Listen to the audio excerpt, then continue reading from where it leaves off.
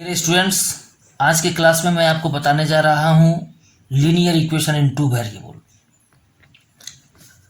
Linear equation in two variables. पहले हम लोग ये जानेंगे कि linear equation in two variables क्या है। इसका डिफिनेशन पहले हम लोग पढ़ेंगे। An equation in the form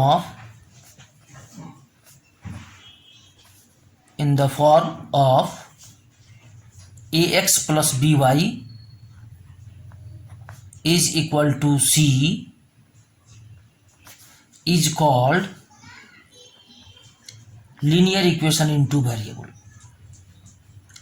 Linear equation in two variables.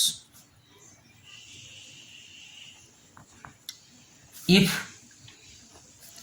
a is not equal to 0 and b is not equal to 0. अब इस डिफिनेशन को एग्जाम्पल से पहले समझेंगे, फिर से एक बार आपको एक्सप्लेन करके बताएंगे। ठीक है, पहले एग्जाम्पल से समझ ले। First example, 2x minus 3y is equal to 7. This is the first equation. अब इस इक्वेशन को ध्यान से देखिए, इसमें टू वेरिएबल्स यूज हुए हैं, x एंड y। साथ में x का पावर यहाँ 1 है, y का पावर 1 है। इससे पहले आप क्वाड्रेटिक पोलिनोमियल पढ़े हैं, क्यूबिक पोलिनोमियल पढ़े हैं। उसमें आपने क्या देखा है कि अगर वेरिएबल का मैक्सिमम पावर 2 हो तब उसको क्वाड्रेटिक कहते हैं, मैक्सिमम पावर 3 हो तो उसको क्यूबिक कहते हैं। लेकिन यहाँ पर तो मैक्सिमम पावर 1 है x का, और y जो दूसरा वेरिएबल है उसका भी मैक्सिमम पावर 1 है, इसीलिए इसको हम लोग लीनियर इक्वेशन कहेंगे। और लीनियर इक्वेशन में भी इसमें टू वेरिएबल्स इंक्लूड है, इसीलिए हम इसको linear equation in two variables कहेंगे। तो this is the example of linear equation in two variable. और ये देखो इस फॉर्म में है, ये कहा गया है कि the equation in the form of ax plus by is equal to c is called linear equation. तो इस फॉर्म में आप देख सकते हैं ऑलरेडी ये है। यहाँ x का कोफिशिएंट जो है उसको a से डिनोट किया जाता है। इसका मतलब ये जो 2 है डेट इज कॉल्ड a, ये a हो गया। और यहाँ जो -3 है y का कोफिशिएंट, इस डिफिनेशन में आप देखें y के कोफिशिएंट को b से इंडिकेट किया जाता है, देयरफॉर -3 इज b, ये b हो गया। और जो कांस्टेंट टर्म है जिसमें x और y नहीं है, उसे इंडिपेंडेंट है, उसको c कहा जाता है। तो ये जो 7 है डेट इज c, इसको c से इंडिकेट करते हैं। और इस डिफिनेशन में ये क्लियर किया गया है कि ax plus by is equal to C के फॉर्म में होना चाहिए। और इसमें ये शर्त ये है, कंडीशन ये है कि a should not be equal to 0, यानी x का जो कोफिशिएंट है ये a, जिसको हम a कहेंगे, ये 0 नहीं होना चाहिए। और y का जो कोफिशिएंट है ये 0 नहीं होना चाहिए। क्या होगा जब 0 होगा तो, जैसे मान लो कि अगर कहीं 0x है -3y इज इक्वल टू 7, अगर ऐसा होता तो ये 1 वेरिएबल का इक्वेशन होता, क्योंकि 0 इंटू एक्स क्या हो जाएगा, ये तो 0 हो जाएगा। 0 minus 3y is equal to 7। तो इस ये जो इक्वेशन है उसका फॉर्म हो जाएगा 3y इज इक्वल टू 7। तब तो ये इक्वेशन तो रहा ही, लीनियर इक्वेशन ही रहा, but this is not linear equation in two variable, but this is the linear equation in 1 variable, क्योंकि एक ही वेरिएबल बच गया। तो इसलिए टू वेरिएबल्स होने के लिए x और y का एग्जिस्ट होना जरूरी है। और यह तभी पॉसिबल है जब x का जो कोफिशिएंट है वो भी 0 ना हो और y का जो कोफिशिएंट है वो भी 0 ना हो। चलिए सेकंड इक्वेशन लेते हैं। सेकंड एग्जांपल के रूप में हम लोग समझे कि linear equation in two variables क्या होता है। मान लो कि फ्रैक्शन में भी अगर कोई इक्वेशन को लेते हैं, इसका कोफिशिएंट लेते हैं x का, तो 1/2x minus √3y is equal to 4, यह भी linear equation in two variable है। इसके लिए कोई जरूरी नहीं है कि y का जो कोफिशिएंट है वो इंटीजर ही होना चाहिए, वो क्या हो सकता है, फ्रैक्शन में भी हो सकता है, रेशनल नंबर भी हो सकता है, इरेशनल नंबर भी हो सकता है, यानी एनी रियल नंबर। x और y का जो कोफिशिएंट है वो एनी रियल नंबर हो सकता है आपके लिए, क्योंकि जो रियल नंबर नहीं है उसके बारे में तो आपको पढ़ना ही नहीं है। इसलिए अभी आप इतना ही समझे कि x का जो कोफिशिएंट है a और y का जो कोफिशिएंट है b, that may be any real number. अब उसके बाद हम लोग जो पढ़ेंगे वह सॉल्यूशन के बारे में पढ़ेंगे कि linear equation in two variables के सॉल्यूशन हम किसको कहते हैं। तो solution of linear equation in two variables, इसको समझने के लिए हम लोग एक इक्वेशन लेते हैं। मान लो कि एक इक्वेशन है 2x plus 3y is equal to 6, ये इक्वेशन है। अब इस इक्वेशन में हम ये ढूंढेंगे कि x के जगह पर क्या रखा जाए, y के जगह पर क्या रखा जाए कि इसको LHS को सॉल्व करने के बाद वो RHS के इक्वल आ जाए। तब देखो क्या क्या पॉसिबिलिटीज है। अगर हम x के जगह पर x इज इक्वल टू 0 रखते हैं और y इज इक्वल टू अगर हम 2 रखते हैं, तो देखो रख करके क्या होता है, यहाँ पर 0 रखेंगे तो ये हो जाएगा 2 इंटू 0 अब प्लस यहाँ हो जाएगा 3 इंटू 2, इसको सॉल्व करेंगे तब यह इक्वल हो जाएगा किसके, 6 के इक्वल हो जा रहा है। इसका मतलब x के जगह पर 0 और y की जगह पर 2 रखने पर LHS और RHS क्या हो जाते हैं, इक्वल हो जाते हैं। इसीलिए 0 and 2 are called solution of this linear equation. ये जो लीनियर इक्वेशन हम लोग लिए हैं इसका ये सॉल्यूशन है। एक सॉल्यूशन ये हुआ। अब हम लोग को ये खोजना है क्या और भी पॉसिबल है, तो चलो और भी खोज करके देखते हैं। अगर हम x के जगह पर 3 रखें, x इज इक्वल टू 3 और y इज इक्वल टू 0 रखें तब क्या होता है। x इज इक्वल टू 3 रख करके देखिए तो यहाँ हो गया 2 इंटू 3, यहाँ x के जगह पर 3 रख दिए, प्लस y 3 इंटू यहाँ पर अगर 3 है और y के जगह पर अगर हम 0 रखते हैं तब देखिए इसको सॉल्व करते हैं तो 3 2 जा यहाँ 6 हो रहा है और 3 इंटू 0 इज इक्वल टू 0 हो रहा है। तो 6 अब प्लस 0 इज इक्वल टू 6 ही होगा। इसे ये पता चला कि x is equal to 3 and y is equal to 0 is also the solution of this linear equation. इससे ये पता चलता है इस एग्जाम्पल से कि x अगर कोई लीनियर इक्वेशन इन 2 वेरिएबल्स दिया हुआ हो तो उसके सॉल्यूशंस एक नहीं हो सकते, बहुत सारे सॉल्यूशंस हो सकते हैं, यानी इनफाइनाइट सॉल्यूशंस हो सकते हैं। तो आप लोग सॉल्यूशन को समझ गए। लेकिन कभी कभी ऐसा होता है कि 2 इक्वेशंस दिए गए हैं, जैसे देखिए x plus 2y is equal to 3 और एक और इक्वेशन हम लोग लेते हैं 2x plus y is equal to अगर हम लोग दूसरा equation 2x plus y is equal to 3 लें।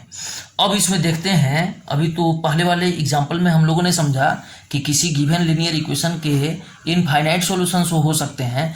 क्या इन दोनों इक्वेशंस के लिए भी यही बात होगी या अलग होगी। अब हम लोग को क्या करना है, x और y का वैल्यू ऐसा ढूंढना है जो इस इक्वेशन पहले वाले इक्वेशन का भी सॉल्यूशन हो और दूसरे वाले इक्वेशन का भी सॉल्यूशन हो। चलिए नंबर को सर्च करते हैं। मान लो x इज इक्वल टू 1 रखते हैं, x इज इक्वल टू 1 और y इज इक्वल टू अगर हम 1 रखते हैं, दोनों के जगह पे 1 रखते हैं, तो अब देखो तो क्या x इज इक्वल टू 1 और y इज इक्वल टू 1 रखने पर ये इसका LHS और RHS इक्वल हो जाएगा। ये फर्स्ट इक्वेशन में, मान लो ये फर्स्ट इक्वेशन है और ये सेकंड इक्वेशन है, क्या दोनों इक्वेशन सेटिस्फाई होगा। यहाँ फर्स्ट इक्वेशन में तो क्लियर है, जब यहाँ 1 रखते हैं x इज इक्वल टू 1, यहाँ पे y की जगह पर 1 रखते हैं तो 2 इंटू 1 ये 2 हो जाएगा और ये 1 होगा, तो 1 प्लस 2 इज इक्वल टू 3। सही है, LHS और RHS इक्वल हो जाते हैं। अब चेक करो क्या यह वैल्यू सेकंड इक्वेशन को भी सेटिस्फाई करता है। तो सेकंड में रख करके देखिए x इज इक्वल टू 1 तो 2 इंटू 1 यहाँ 2 हो जाएगा और y की जगह पर 1 अगर रखते हैं तो ये 1 रहेगा, तो 2 प्लस 1 इज इक्वल टू 3, ये भी सेटिस्फाई हो रहा है। इसका मतलब कि x का वैल्यू अगर 1 ले और y का वैल्यू 1 ले तो इन दोनों इक्वेशन को सेटिस्फाई करता है। इसका मतलब दोनों इक्वेशन का LHS और RHS इक्वल हो जाता है। Therefore we can say that x is equal to 1 and y is equal to 1 is the solution of both the equation 1 and equation 2। अब हमको ये देखना है क्या और भी पॉसिबल है और दूसरा कोई पॉसिबल नहीं होगा। अब जैसे देखो एग्जाम्पल से आपको हम समझाते हैं। मान लो कि अगर हम x के जगह पे 0 लेते हैं, x इज इक्वल टू 0 और y इज इक्वल टू अगर हम 3/2 लेते हैं, y इज इक्वल टू 3/2। अब फर्स्ट इक्वेशन में x के जगह पर 0 रखेंगे, फर्स्ट इक्वेशन को केवल ध्यान देना इस पे, x के जगह पर 0 रखते हैं प्लस 2 इंटू 3/2 रखते हैं, तो देखो इसको सॉल्व करेंगे तो 2 and 2 cancel is equal to 3 हो गया। यानी पहले वाले इक्वेशन को ये सेटिस्फाई कर रहा है, ये value x is equal to 0 and y is equal to 3/2 satisfies the first equation. अब ये देखिए क्या यह वैल्यू सेकंड इक्वेशन को सेटिस्फाई करता है। सेकंड इक्वेशन में x इक्वल टू 0 और y इक्वल टू 3/2 रखेंगे तो क्या LHS RHS इक्वल होगा? तो रख करके देखते हैं। x इक्वल टू 0 तो 2 इंटू 0 सेकेंड इक्वेशन में रख रहे हैं, 2 इंटू 0 प्लस y की जगह पर 3/2 रखना है, 3/2, तो रिजल्ट आ रहा है 2 इंटू 0 प्लस 3/2, यानी 0 plus 3/2 result will be 3/2 is not equal to RHS। ये RHS के इक्वल नहीं हुआ, और यहाँ पर जब रखे हैं तो इक्वल टू RHS, ये RHS के इक्वल हुआ है। तो हम लोग देख रहे हैं कि अगर इसके अलावा हम दूसरा कोई सॉल्यूशन लेते हैं तो फर्स्ट का सॉल्यूशन तो होता है लेकिन सेकंड का सॉल्यूशन नहीं होता है। इसलिए क्लियर हो रहा है कि अगर 2 इक्वेशंस का सॉल्यूशन हम निकाले तो वह केवल एक ही हो सकता है। 2 डिफरेंट इक्वेशंस अगर है तो उसका सॉल्यूशन दूसरा नहीं हो सकता। This is not the solution of this given 2 equation. आप लोग सॉल्यूशन के बारे में समझ गए होंगे कि किसी गिवन लीनियर इक्वेशन के सॉल्यूशंस क्या होते हैं। अब इस सॉल्यूशन को फाइंड करने का क्या तरीका है, हम लोग कैसे किसी गिवन सिस्टम ऑफ इक्वेशन को सॉल्व कर सकते हैं और उसका सॉल्यूशन निकाल सकते हैं, उसके बारे में पढ़ेंगे। तो इसके कई मेथड हैं, ग्राफिकल मेथड हैं, इसके बाद एलिमिनेशन मेथड है, सब्स्टिट्यूशन मेथड है, क्रॉस मल्टीप्लिकेशन मेथड है। इन सभी मेथड्स के बारे में पढ़ेंगे, लेकिन सबसे पहले हम लोग सीखते हैं ग्राफिकल मेथड फॉर सॉल्यूशन, यानी graphical solution of pair of linear equation in 2 variable. Graph के थ्रू हम लोग सॉल्यूशन निकाल सकते हैं कि गिवन सिस्टम ऑफ इक्वेशंस के सॉल्यूशंस क्या होंगे।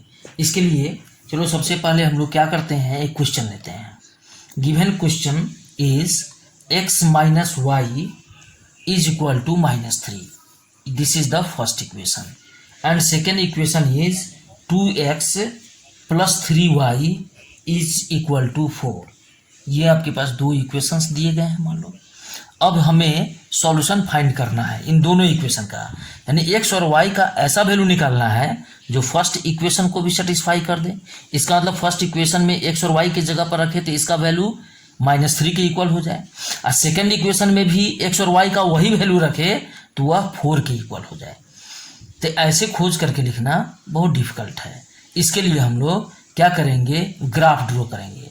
फर्स्ट इक्वेशन का ग्राफ ड्रॉ करें, जो कि आप 9th में सीख चुके हैं कि लीनियर इक्वेशन इन 2 वेरिएबल्स का ग्राफ कैसे ड्रॉ किया जाता है। तो चलिए अब लोग ग्राफ ड्रॉ करते हैं। ग्राफ ड्रॉ करने के लिए जो फर्स्ट इक्वेशन है इसके लिए सॉल्यूशन टेबल बनाते हैं। Solution table for equation x minus y is equal to -3। ये जो फर्स्ट इक्वेशन है इसके लिए सॉल्यूशन टेबल बनाते हैं। ये आप लोग 9th में पढ़ भी चुके हैं, लेकिन फिर से मैं आपको एक बार बता दे रहा हूँ। इसके लिए आप क्या करेंगे कि x और y का वैल्यू निकालना, x का वैल्यू पुट करेंगे तो y का वैल्यू निकालना होगा, या y का वैल्यू पुट करेंगे तो x का वैल्यू निकालना होगा। अब यहाँ पे 3 कॉलम्स हम बनाते हैं। फर्स्ट कॉलम में x के जगह पर अपने मन से कुछ भी जो आपकी इच्छा हो वो वैल्यू पुट करेंगे और y का वैल्यू निकालेंगे, लेकिन आप ऐसा वैल्यू पुट करेंगे जो आपके लिए इजी हो। यहाँ फर्स्ट इक्वेशन को ध्यान में रख करके, जैसे ये इक्वेशन है, हम y की जगह पर मान लिया कि 0 रखते हैं। यहाँ देखो 0, इसी को अगर ऐसे अरेंज कर दे तो हमें सुविधा होगी। y इज इक्वल टू, इसको उधर ले जाएंगे तो y -3, तो हमको आसानी से y का वैल्यू पुट करेंगे तो x का वैल्यू मिलता चला जाएगा। तो y की जगह पे अगर हम 0 रखते हैं, मान लो 0, y इज इक्वल टू 0, तो 0 रखने पर x का वैल्यू -3 आएगा। हम यहाँ -3 लिख दिए। फिर उसके बाद इसी तरीके से हमें 3 वैल्यूज निकालने हैं। अब देखो -3 और 0 एक सॉल्यूशन है, लेकिन केवल फर्स्ट इक्वेशन का, और आप जान चुके हैं कि एक इक्वेशन का कई सॉल्यूशंस हो सकते हैं, तो एक सॉल्यूशन हमने निकाल लिया। इसी तरीके से आपको 3 सॉल्यूशंस निकालने हैं और इस टेबल में रखने हैं, इसीलिए इसको सॉल्यूशन टेबल कहा जाता है। चलो y इज इक्वल टू, अगर हम 3 रखते हैं, suppose y is equal to 3, तो 3 - 3 यानी 0, x का वैल्यू 0 होगा। अगर हम y की जगह पे -1 रखते हैं, -1, देन -1 - 3 इज इक्वल टू यहाँ -4 हो जाएगा। अब देखो 3 सॉल्यूशंस हम लोग निकाल लिए। किस इक्वेशन के निकाले हैं, तो फर्स्ट इक्वेशन के लिए।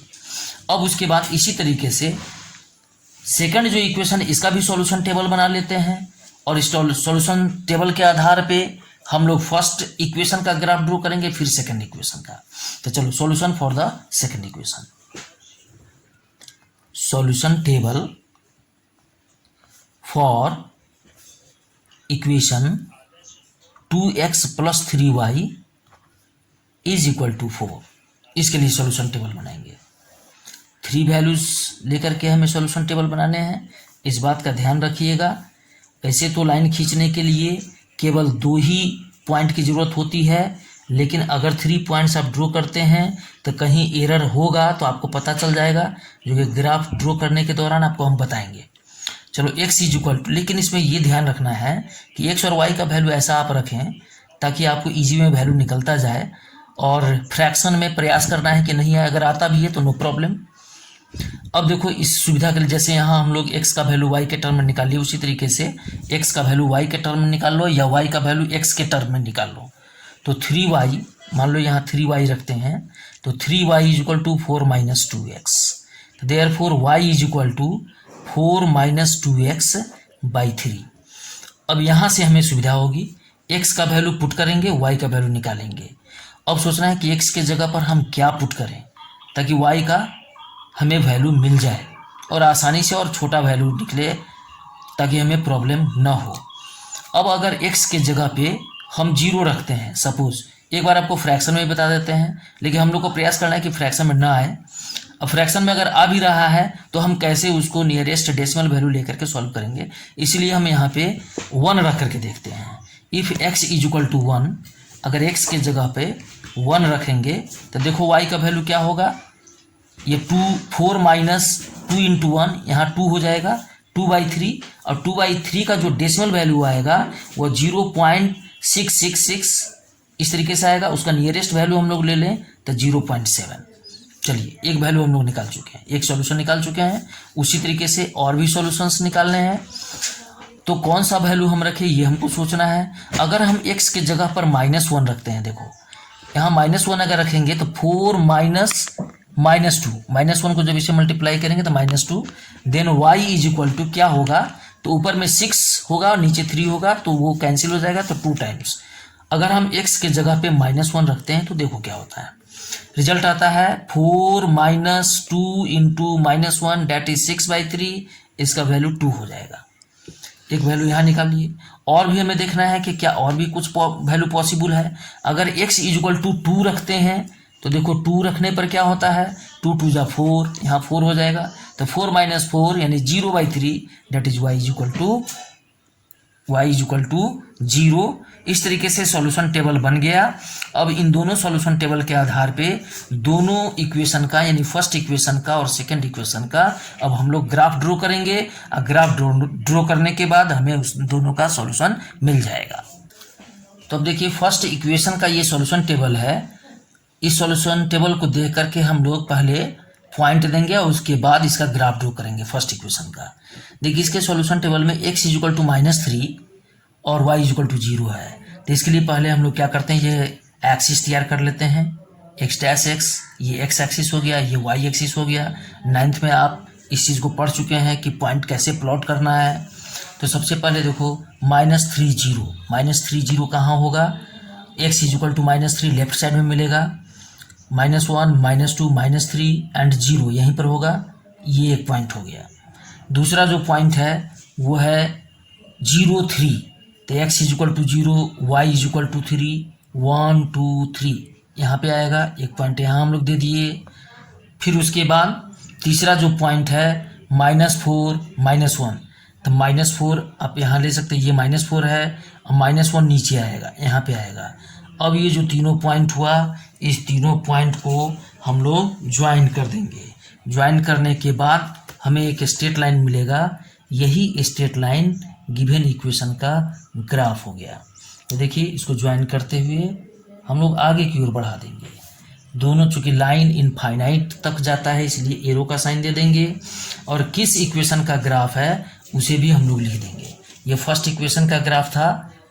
ये जो टेबल बनाए हुए फर्स्ट सॉल्यूशन टेबल है, यानी फर्स्ट इक्वेशन का टेबल है, इसलिए फर्स्ट इक्वेशन को यहाँ लिखेंगे x - y = -3। चलिए एक का ग्राफ ड्रॉ हो गया। अब हम लोग क्या करेंगे, सेकंड इक्वेशन का ग्राफ ड्रॉ करेंगे। अब सेकंड इक्वेशन के लिए सॉल्यूशन टेबल यहाँ है अब इस सॉल्यूशन टेबल के आधार पर हम लोग पॉइंट को प्लॉट करेंगे, फिर उसके बाद उस पॉइंट को ज्वाइन कर देंगे। That will represent the graph of second equation. ये जो सेकंड इक्वेशन है इसका ये ग्राफ हो जाएगा। तो चलो पॉइंट देते हैं 1 और 0.7, x इक्वल टू 1 और 0.7। अब देखो यहाँ अगर देते हैं तो ये 1 1 का हो जाएगा। इसके बीच में 10 स्मॉल डिवीजन है, तो यहाँ से जो 7th लाइन होगा उसके सामने हम लोग जाएंगे और यहाँ पे ये पॉइंट दे दिए। तो ये जो पॉइंट होगा ये इसका कोऑर्डिनेट क्या होगा, इसका कोऑर्डिनेट हो जाएगा 1 और 0.7। इस तरीके से हम लोग ये पॉइंट प्लॉट कर दिए। फिर उसका सेकंड जो पॉइंट है वो x इक्वल टू -1 और y equal to 2। X axis पर हम लोग -1 पर जाएंगे और y इक्वल टू 2 अगर ऊपर की ओर चलेंगे तो यहाँ पर ये पॉइंट होगा। देखो ये पॉइंट ये दे दिए, ये पॉइंट हो गया, ये पॉइंट। तीसरा पॉइंट अब बच गया है वो है 2 0, तो x equal to 2 and y equal to 0, ये पॉइंट हो गया। ठीक है ना। इसका भी हम चाहें तो कोऑर्डिनेट, ये कोऑर्डिनेट क्या है उसको लिख देते हैं 2 एंड 0, ये लिख दिए। और ये कौन सा पॉइंट था, तो ये था -1 एंड 2, उसका कोऑर्डिनेट लिख देना चाहिए। अब इन तीनों को हम लोग क्या करेंगे, स्केल रख करके इसको ज्वाइन कर लेंगे। अगर कहीं गलती होगी तो ये तीनों पॉइंट एक स्ट्रेट लाइन में नहीं आएगा। गलती कहाँ कहाँ हो सकती है, तो पॉइंट को प्लॉट करने में गलती हो सकती है या कैलकुलेशन में गलती हो सकती है। इसीलिए हम लोग को 3 पॉइंट्स लेना चाहिए कि अगर बाय द वे गलत हो भी गया तो आप उसको चेक कर पाएंगे कि गलती कहाँ है। अगर ये तीनों पॉइंट एक स्ट्रेट लाइन में नहीं आया तो समझो कहीं ना कहीं गलती है। अब इसका भी ग्राफ लिख दे, ये किस इक्वेशन का ग्राफ है उसको लिख देते हैं। This is the graph of equation 2x plus 3y is equal to 4, 3y is equal to 4। अब देखो ये दोनों ग्राफ जो है एक दूसरे को इंटरसेक्ट कर रहा है यहाँ पे, तो जहाँ पर वो इंटरसेक्ट करेगा that will be the solution, वही सॉल्यूशन होगा। तो अब देखो ये x एक्सिस पर किसके सामने है, यहाँ से अगर इसको ज्वाइन करें तो x एक्सिस पर -1 के सामने है, और y एक्सिस पर देखें तो y एक्सिस पर ये 2 के सामने है। इसका कोऑर्डिनेट हम लोग लिखे हुए हैं x equal to -1, y equal to 2, तो यही इसका सॉल्यूशन हो गया। That is x equal to -1 and y equal to 2, this is the solution. यही इसको आप आंसर कर सकते हैं। लेकिन कभी कभी क्या होता है एग्जामिनेशन में सॉल्यूशन तो निकालने के लिए कहा ही जाता है और ये कहा जाता है कि आप ऐसे ट्रायंगल का वर्टिसेस लिखें जिस ट्रायंगल का 2 साइड, ये जो लाइन हम लोग खींचे हैं वो है, और उसके बाद एक जो साइड है वह x एक्सिस है या y एक्सिस है, कुछ भी। तो मान लो हम एक ऐसे ट्रायंगल को सेट करना चाहते हैं, पहले सेट करते हैं तब वर्टिसेस लिखेंगे, या उसका एरिया कभी कभी पूछा जाता है। तो suppose we have to find the area of triangle bounded by these 2 lines. ये जो 2 लाइन खींचे हैं उसका क्या है, वो लाइन उसका साइड्स है और एक साइड x एक्सिस है। तो पहले देखो ऐसा कौन सा ट्रायंगल है इसमें जिसके 3 साइड्स में से 2 साइड जो हम लोग लाइन खींचे हैं, जो ग्राफ खींचे हैं वो है, और तीसरा साइड x एक्सिस है। तो क्लियर है, यहाँ पर इसको हम सेट कर रहे हैं। ये देखो हम लोग सेट कर दिए। अब जो शेडेड रीजन है, दिस शेडेड रीजन क्या है, एक ट्रायंगल है। इस ट्रायंगल का जो एक साइड है वो फर्स्ट इक्वेशन है, यहाँ देख सकते हैं ये फर्स्ट इक्वेशन, और इस ट्रायंगल का जो दूसरा जो साइड है वो सेकंड इक्वेशन है, और इस ट्रायंगल का जो तीसरा जो साइड है वो देखो x एक्सिस है, ये x एक्सिस। तो इस ट्रायंगल को सेट कर दिए। अब इस ट्रायंगल का वर्टिसेस पूछेगा तो भी आप बता सकते हैं, इसका एरिया पूछेगा तो भी आप बता सकते हैं। मान लो कि वर्टिसेस अगर कहा जाता है निकालने के लिए, तो एक वर्टिसेस तो यहाँ है -1 एंड 2, दूसरा वर्टेक्स क्या है 2 0, और तीसरा भी आप यहाँ लिख सकते हैं -3 0, -3 0 वर्टिसेस लिख दिया है। अगर इसका एरिया पूछा जाता है तो एरिया भी आप लोग निकाल सकते हैं, क्योंकि एरिया इज इक्वल टू 1/, आप जानते हैं formula, area is equal to क्या होता है 1/2 इंटू b इंटू h, ये होता है। अब यहाँ पे इसी फार्मूला पर आप उसका बेस और हाइट का वैल्यू बैठा दें, कैलकुलेट कर दें। तो देखो कभी भी ट्रायंगल का एरिया निकालोगे ना तो इसके 3 साइड्स है, तो जो साइड एक्सिस पर होगा ना वही बेस के रूप में इस्तेमाल करेंगे हम लोग। तो देखो ये बेस है, इसका लेंथ कितना है, तो 1 unit, 2 unit, 3 unit, 4 unit, 5 unit. यहाँ पे बेस की जगह पे 5 रख देंगे। और हाइट देखिए, हाइट कितना यूनिट है, ये हाइट कहा जा सकता है, तो हाइट यहाँ से देखें तो 1 यूनिट और ये 2 यूनिट, यहाँ पे एच की जगह पे 2 रख देंगे। कैलकुलेट करेंगे, इसका एरिया आ गया 5 स्क्वायर यूनिट, 5 स्क्वायर यूनिट्स। तो स्टूडेंट्स आज आप सीखे ग्राफिकल मेथड। और फिर उसके बाद अब हम लोग एलिमिनेशन मेथड से कुछ क्वेश्चंस नेक्स्ट क्लास में सीखेंगे। हम आपको बताएंगे उसमें कि एलिमिनेशन मेथड क्या है और उसके द्वारा हम लोग given pair of linear equation in 2 variables का सॉल्यूशन कैसे फाइंड करेंगे।